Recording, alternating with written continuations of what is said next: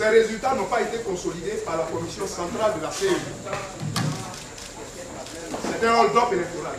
Parmi les blocages qui ont empêché la commission électorale indépendante de donner les résultats du deuxième tour de l'élection présidentielle de Côte d'Ivoire, un dysfonctionnement dans la transmission des résultats par palier.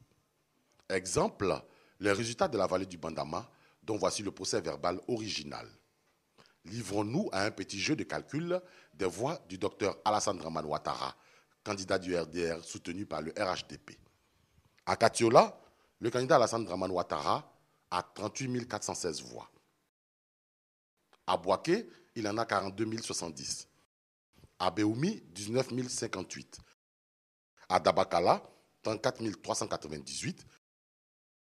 Et à Sakassou, 15 656. La somme de ces résultats donne un total de 149 598 voix pour le candidat du RDR dans la vallée du Bandama.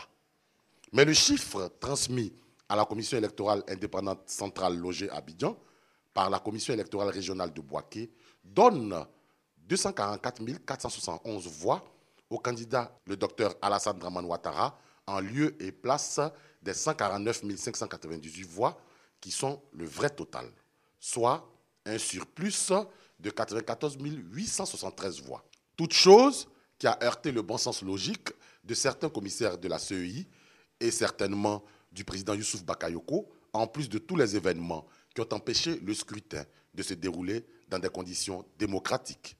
Du coup, le nombre de votants dans la vallée du Bandama, qui est la somme des suffrages exprimés dans cette région et des bulletins nuls enregistrés, est de 184 077 voix, pendant que les suffrages exprimés eux-mêmes sont de 286 260 voix. Les suffrages exprimés seraient donc supérieurs au nombre de votants. Le Conseil constitutionnel arrivera-t-il à dénouer ce nœud gordien? Tous les regards sont désormais tournés vers cette haute juridiction de l'État de Côte d'Ivoire.